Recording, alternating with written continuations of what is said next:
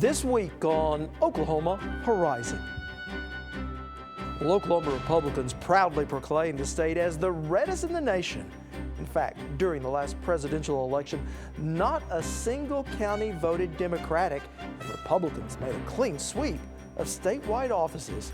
So it may come as a bit of a surprise that Oklahoma has been a hotbed of socialism. Keelan Kellen gets all folksy on us and travels to the hometown of a man whose legacy was often overlooked due to his socialist leanings, but today is widely regarded as an Oklahoma treasure. Because everybody that comes here knows what a seminal figure he was in American music. It's as important as anybody ever has been. I'll examine why things may have changed politically in the state, but they've also stayed the same. But it's my belief that agrarian conservative populism is a part of Oklahoma's DNA and will be part of that forever. And Liz Exon shows us why Okema residents are warming up to their iconic hot and cold water towers. Stay with us for Oklahoma Horizon. Oklahoma Horizon is made possible by the Oklahoma Department of Career and Technology Education. Oklahoma's investment in career tech provides more than nationally recognized technology education and training. It produces solid financial returns for the state's economic future. Oklahoma Career Tech, elevating our economy. And the Oklahoma Department of Agriculture, Food, and Forestry, helping good people grow good things. And now, from the Career Tech Studios in Stillwater, here's your host, Rob McClendon. This land is your land. This land is my land. This land was made for you and me. Words straight out of the beloved Woody Guthrie song that some have even suggested would be an appropriate and easier sung national anthem. Now, what is amazing about that song is that in reality, it's a protest song written in reaction to the Great Depression when folks were unable to find work and were even going hungry. Now, in it, Woody Guthrie starts off by painting a pleasant picture about the United States of America as the land of opportunity. But towards the end of the song, he starts to address real social issues. And it was such pointed political criticism that for decades had many people hold Woody Guthrie's music at arm's length, even his own hometown. Joining me now is our own Keelan Kellen. Well, Rob, today Okema, Oklahoma has embraced Woody Guthrie as a favorite son. Not always for his politics, but certainly for his music, which brings folk music enthusiasts from around the world to the small town each summer. It's a sound that Woody Guthrie would be proud of.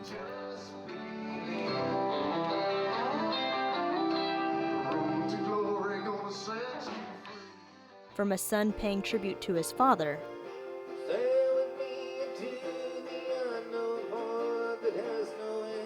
to musicians of all generations and genres.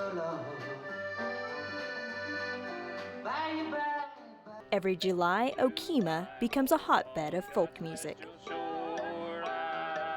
Okema is everybody's hometown. It's just a really nice community with really wonderful people here. A lot of hardworking people, successful people. Woody Guthrie kind of people. Woody Guthrie kind of people.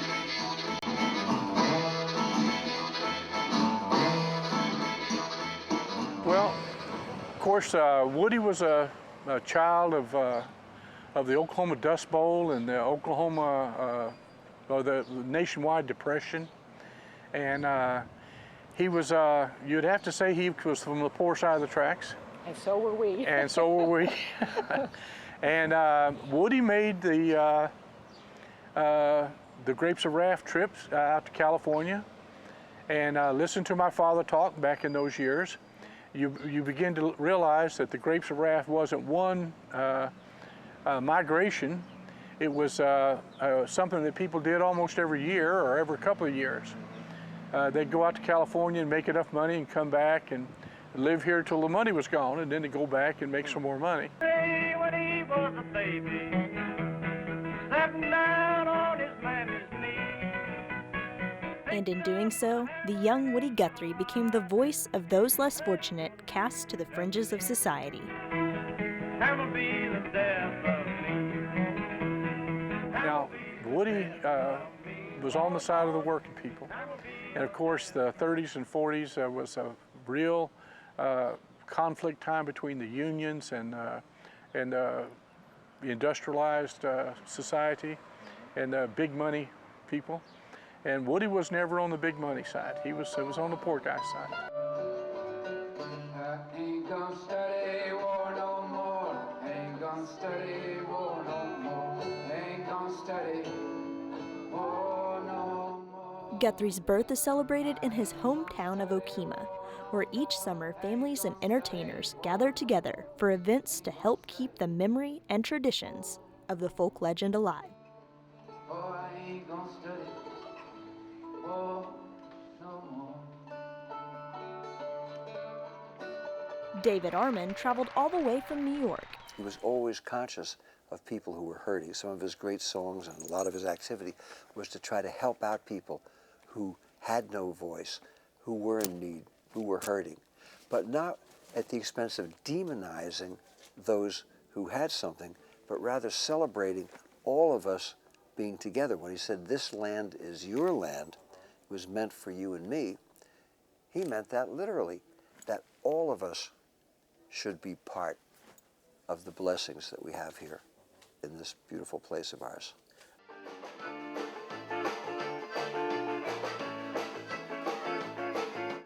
The love of music. That's why everybody comes here. A love so fine, everybody wants just a piece of mind. It's the same old thing. It's a song you gotta sing. Early in the morning, and the ding dong rings. And it is, you know, and it's the love of music and love of Woody Guthrie, and you know, because everybody that comes here knows what a seminal figure he was in American music. It's as important as anybody ever has been. And for these musicians, it's not just the music that sounds familiar, it's the message of their songs that would make Woody Guthrie proud. Terry Ware is from Norman, Oklahoma. I mean, there's still people that are hungry, there's still people that are exploited, you know, workers that are exploited or taken advantage of or not represented like they deserve to be represented. You know, because, well, there's greed still around, so as long as there's greed in the world, there's gonna be those issues are gonna exist. And there's always gonna be people, you know, I think that write songs about it. I walk alone along this highway with friends that gather. Arlo Guthrie, son of Woody Guthrie, comes each year to help celebrate and show respect to his father's legacy. Over the howling winds will cease to be. I walk with friends from every nation on freedom's highway in times like these.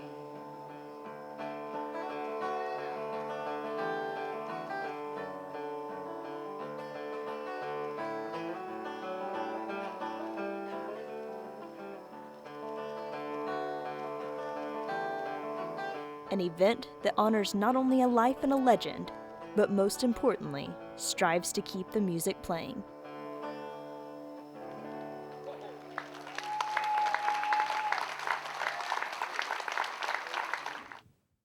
This is the 100th anniversary of Woody Guthrie's birth, and townfolk in Okema expect their largest crowd ever for the festival that runs from July 11th through the 15th.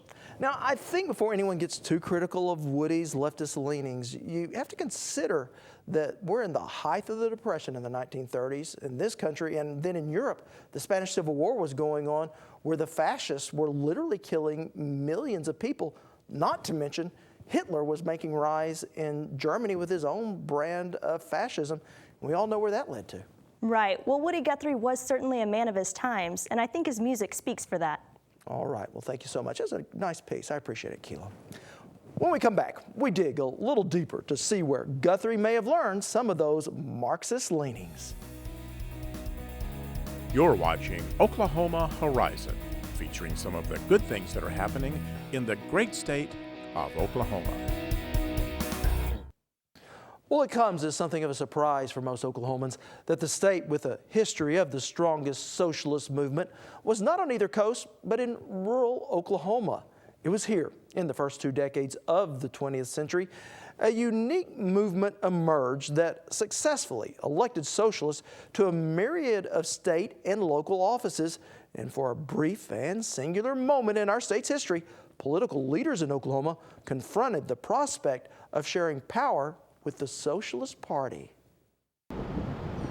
With its stone facade in downtown Oklahoma City, American farmers and ranchers looks like a pillar of capitalism. So this is the museum? Yes. But inside this insurance company, you find quite a different story. Paul Jackson is the company's historian. We have a lot of the objects here that have occurred over the 100 years of our history. Started before statehood, this company was first a political movement that began in an effort to help early Oklahoma farmers. Is it fair to say that these hard scrabble farmers probably didn't feel very much in control of their lives? Absolutely, they did not feel control of their lives. Very difficult times, drought, low crop prices, monopolistic practices, all those things contributed to a very dismal outlook for producers. So beginning in Texas and then spreading into Oklahoma, farmers began to band together to establish a farmers' union, a movement that began to grow across the nation. People in the South and farmers and tenants were charged higher interest rates than everyone else. And so they were just really being hit from all angles, not only from the private sector, if you will, by charging all these really huge prices, but also they were hit by drought and couldn't produce the crops. So it was kind of a little bit of everything. And then they wanted to be in control of their commodities that they produce. They wanted to be able to sell them at a higher price. And so that's when the whole cooperative movement began to form. You began to see just a rapid increase of membership, almost like a prairie fire. And the organized labor movement that swept across the industrialized East began to move westward. Oklahoma History Center's Bob Blackburn. Well, out here in the West, we have a similar reaction, but here it's agrarian-based. So many things can go wrong with agriculture, and as the cost of planting and producing and marketing your crops goes up because of mechanization, of the cost of transportation by rail, the fact that the markets for the agricultural products are a long way off, which means it's going to cost a lot of money to get it there. Well, it's squeezing small farmers by the turn of the century. And as the small farmers are losing their land and being squeezed and their quality of life is going down, they react politically. And they start electing officials who will do what they say they need. They want protection from bankers. They want protection from the railroads. They want to bring control back to the local community, and they want to take the big landholders and break up the land and make sure it's available to these families. On top of that, they want to do what they consider the Christian thing. Let's work together. Let's follow the teachings of Jesus, and let's do what's good for everybody. Let's be good neighbors. Let's share. Let's not exploit. Let's not make winners and losers out of the system, which is the basis of the free enterprise system. Let's take that out of the scenario of our economy, and let's base it on this Christian concept of cooperation, socialism. And by the time of statehood, socialism became a major force in Oklahoma politics. Well, it certainly sounds like there was a fair amount of idealism going on. What happened from there? Well, the idealism turned into real action in Oklahoma. Probably one of the top 3 states in the entire Union. Here we're the 46th state, and we're one of the top 3 in turning socialist policy into action, because the Constitutional Convention in 1906 and 1907 happened just as the socialist movement was really gaining some traction. This very conservative, Christian-based populism.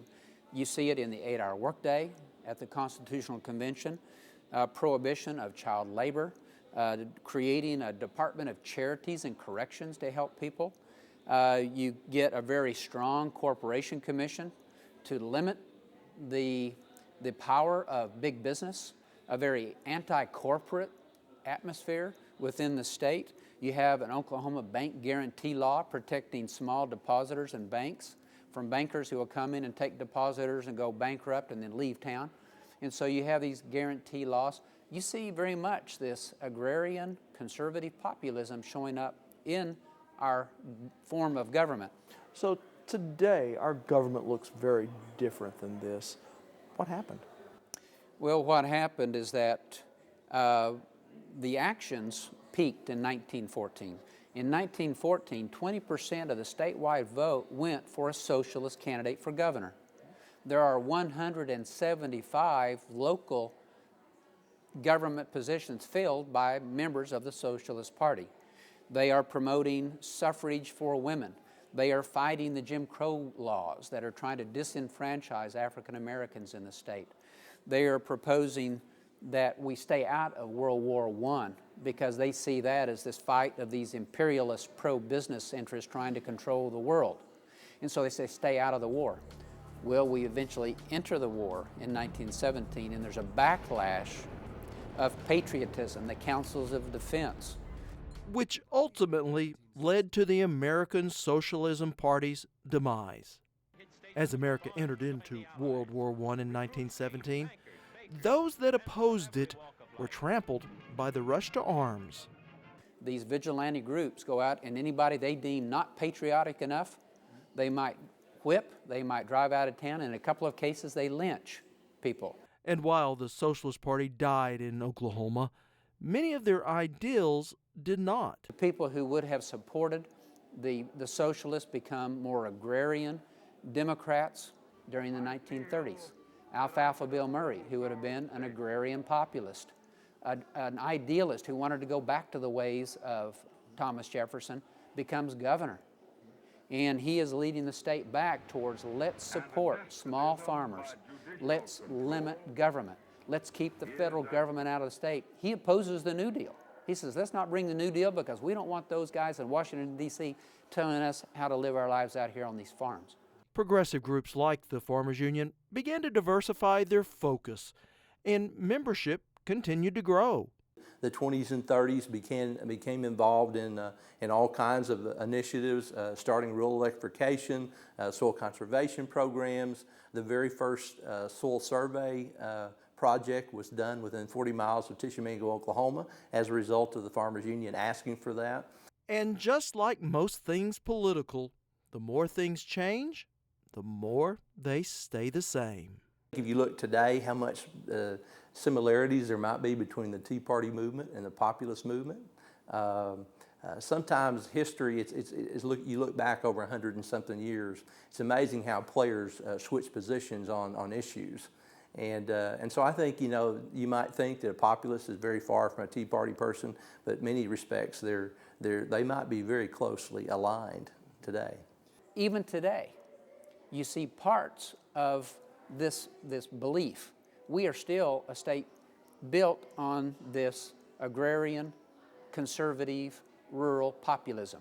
You see it in the Tea Party today, a fear of centralized government, a fear of big business, an attempt to get control back to the local level. You see a very strong Christian theme running through it. And so Alfalfa Bill Murray would have been very popular among the Tea Party of modern-day Oklahoma. And just as that's changed its form over the last 100 years, it will continue to change. But it's my belief that agrarian conservative populism is a part of Oklahoma's DNA and will be part of that forever. So why was the Sooner State of all places more hospitable to Marxian socialism than any other state in America? Well, economic reasons are an indisputable factor, but the movement was also rooted in the state's strong traditions of the American Revolution and in Christianity. And while today socialism is often used in the same context by some as being un-American, early Oklahomans felt much differently, and their beliefs still resonate today in everything from the cooperatives that now dot our state to the laws that govern us in our Constitution. Oklahoma Horizon is now portable. Just subscribe to our weekly podcast. Visit itunes.com where you can download our show for your listening or viewing convenience. Well, just like Woody Guthrie, Okema's hot and cold water towers are synonymous with that small town. But these landmarks are needing a little help to keep standing. OETA's Liz Exon has the story. This land is your land, and this land is my land, from the California to the New York Island. When Woody Guthrie recorded This Land Is Your Land, he was 32 years old and already famous. He left his birthplace of Okema in his late teens. He traveled from Oklahoma to California with migrant workers, writing ballads about their hardships during the Dust Bowl. She rose from her blanket, a battle to fight. Despite Guthrie's success as a folk hero, he never forgot his roots. Woody, how long was it ago that you were born in Okema? 28 years. You pretty near guessed it. I was born there in July the 14th, 1912. All up and down the whole country there, they got oil. Got some pretty nice oil fields around Okema there. Did any of the oil come in your family? No, we got the grease. Okema has never forgotten Woody Guthrie. A street is named after him. A park pays tribute to him. And so does one of the town's water towers. The Bulb Water Tower, with the home of Woody Guthrie written on it, was built in 1972. It's adjacent to two antiquated water towers labeled Hot and Cold. Hot came first in 1910, Cold in the 1920s. Both of them were here when Guthrie roamed the streets of his town as a boy. And for the last several decades, the water towers have been national icons. Their images make up the town seal. Okemans say the towers are part of their identity. You can talk to people from out of town and they don't know where Okema is, but they recognize the water towers, you say. The Hot and Cold and the home of Woody Guthrie, and they go, oh yeah, we know where that is, you know. The older towers used to be the target of high schoolers who painted school graffiti on them. That was until 1968, when a utility board member asked whether the kids would stop their antics if the water towers were painted with the school colors. They agreed. Kay Watson works for the newspaper in Okema. She picks up the story from there. John E. Landers, who was on the board, thought it would be really funny to put hot and cold on them. And no, there is not hot and cold water. Well, it may all be cold, but there's no hot water. Then in 1972, when they put up the Bulb Water Tower, they did kind of a drive in the newspaper on what to put on it. And lukewarm, tap water, stuff like that was suggested. But Earl Walker, who was also on the board, thought Home of Woody Guthrie would be really nice. And during that time, there was still a lot of tension about Woody and his ties to communists, if he was, if he wasn't. So it's actually a pretty big deal that we put Home of Woody Guthrie on there. Watson says the hot tower hasn't worked in several years. The cold is in desperate need of repair. And both are in danger of being demolished because Okema can't afford an estimated $400,000 to restore them. Now a campaign is underway to save the towers.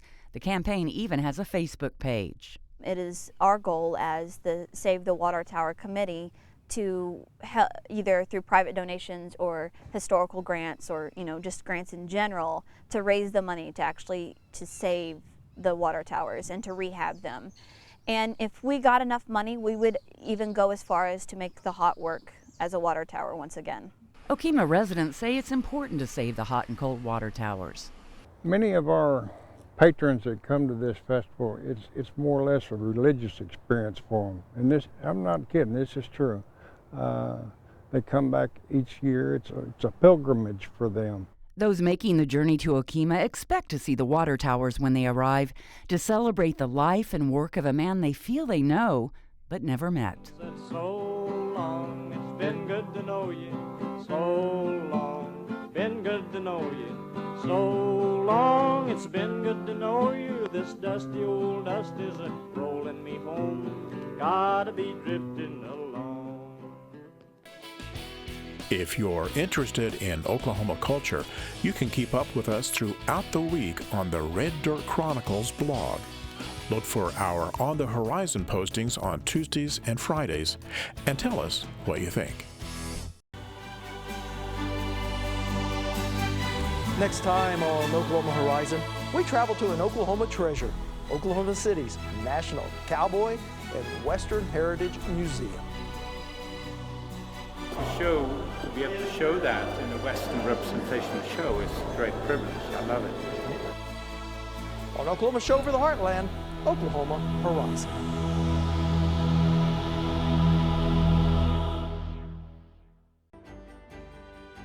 Well, we are out of time. I'm Rob McClendon. Thanks for watching. See you back here next week.